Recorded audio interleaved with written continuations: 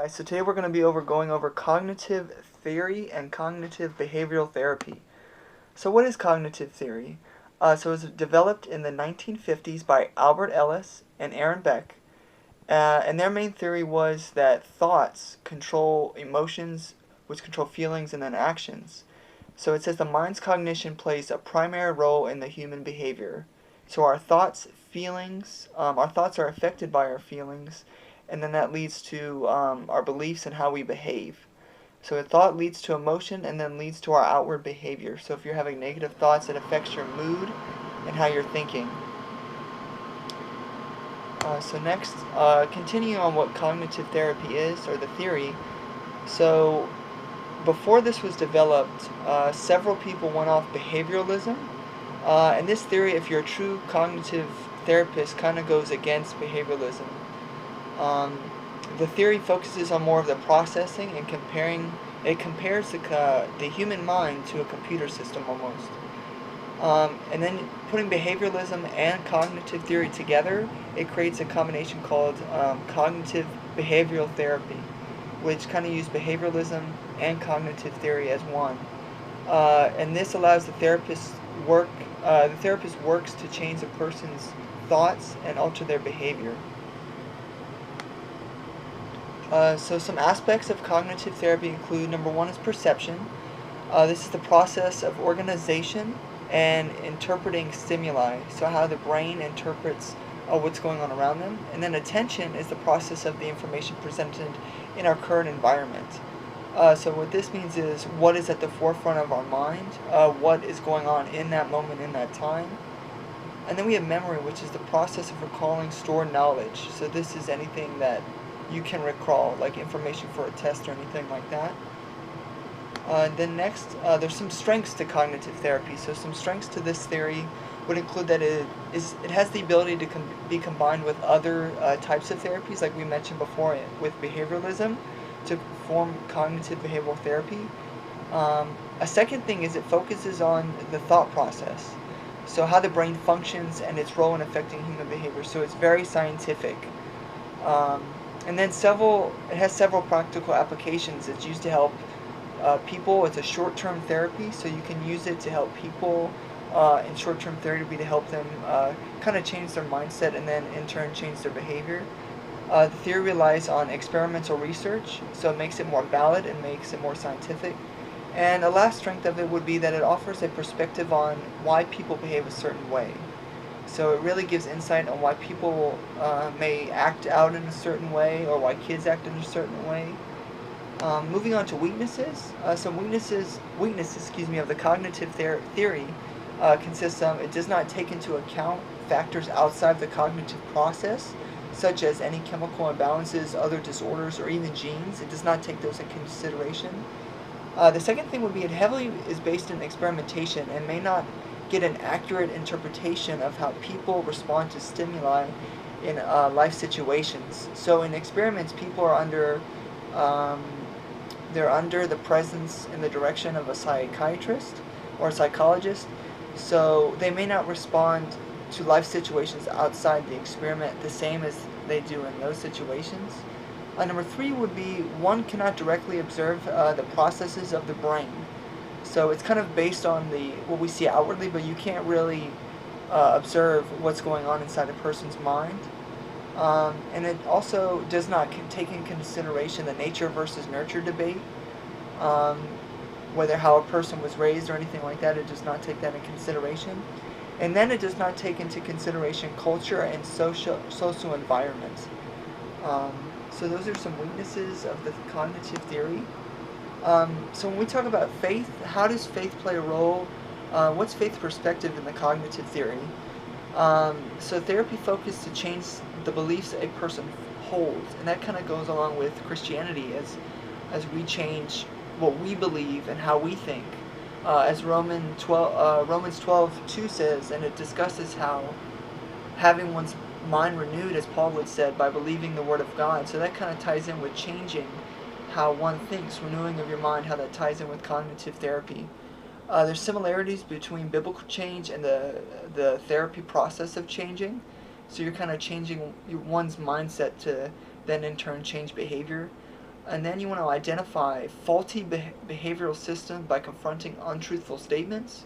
So that goes in with the therapy and with biblical truth, that we want to confront thoughts that are not true according to the Bible.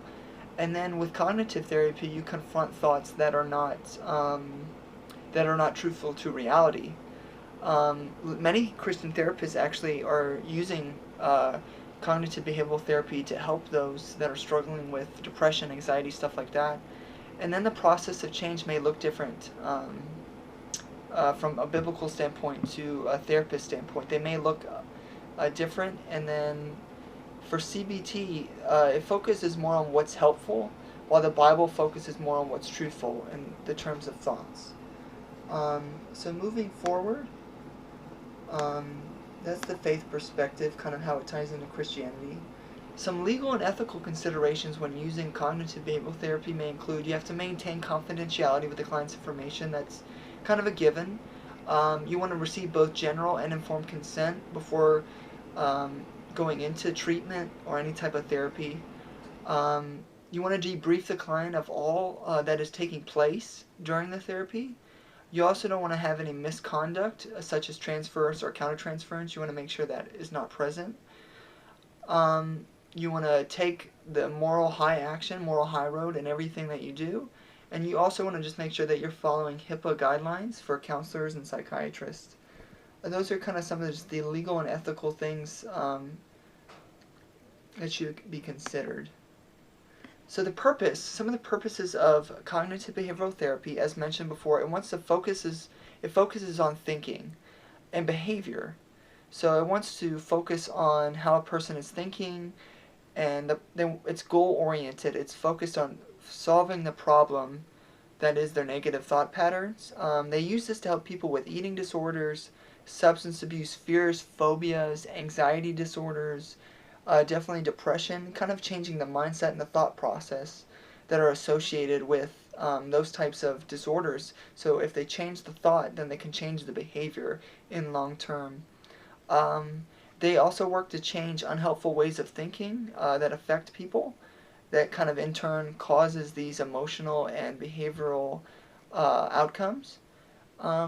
Then they want to change the thought process, which leads to changing unhealthy behavior, like I mentioned before. So their main goal is very specific, changing negative thoughts in order to change negative behavior, such as eating disorders and things like that. And then what focuses on changing thoughts that create unhealthy behavior, as I mentioned before. And it's very problem-specific and goal-oriented view of psychotherapy. So it's very focused on just changing certain thoughts that may be leading into depressive behaviors and stuff like that. So those are some of the purposes of cognitive behavioral therapy. So as we go into kind of the process of this type of therapy, so when we think of the process of cognitive behavioral therapy, it is a goal to teach the client that they can control their perceptions. So they may not be able to control everything in life, but they can control some of the environment and some of the perceptions they have of what's going on around them, trying to have more positive thinking rather than negative. It is a short-term therapy plan, like I had mentioned before. So it's for people that are on a budget or are trying to get quick results. This type of therapy can be very short-term. In the matter of 15 to 20 sessions, you can see major results. As said before, they're trying to change negative thoughts that are usually perceived as truth about oneself or about one's circumstance, and kind of change those and line them up to what reality actually is and what the truth is. So they work to really help the client become aware of unrealistic and negative thoughts. So they want to address those and kind of debunk those. And then they change thought patterns to healthy ones in order to help mood and feelings. So like I said before, the process is really to change those negative thoughts into more positive ones, more healthy ones, more realistic ones about themselves and about their situation. And then that in turn will help change their feelings, emotions, mood, and actions. And like I said before, the outcome or this type of therapy can be used to help with those with depression, anxiety, and things of that nature. So it really helps those that are struggling with those types of things. And then when we go into the case study, so this specific case study is about a female war veteran from Afghanistan named Jill. She's 32 years old. She's a female. And so she's been suffering from PTSD for about several years, about 5 years, and hadn't received therapy for it until about 5 years after it was recognized. So due to the PTSD, she became depressed and started engaging in certain activities that weren't healthy for her or her family, like substance abuse, like alcohol and other things. So she decided to go to therapy, and they used the cognitive behavioral therapy techniques from this. And what they did was address thoughts, because she was having several thoughts of anger and guilt about what had taken place. So the therapist really focused in about 20 weeks on confronting, is known as challenging the thoughts of the guilt and the anger.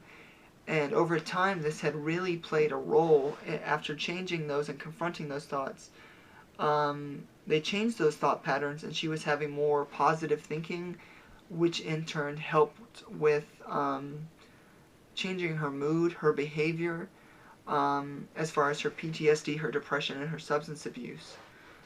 So that really tackled the core issue. They also used several different types of therapy to kind of deal with the depression and the substance abuse, but overall they were able to kind of confront those issues. So as far as cognitive therapy, behavioral therapy goes, it's fairly recent, and it's very effective. Many therapists use it today in their practice because it is short term, and you can use it in several different people. From a multicultural perspective, you do have to, and the theory, the cognitive theory does not take this into effect very well, is different cultural upbringings. So that would be, you have to be aware of that when using this, is like you have to be careful of the background and the culture and the environment the person is in when dealing with cognitive behavioral therapy or the cognitive theory in general, because it does not take into effect, as mentioned before, it does not take into effect kind of the genes and how the person grew up, the nature versus nurture debate. So when considering different cultures, you have to take that into effect and how these thought processes may be ingrained in them.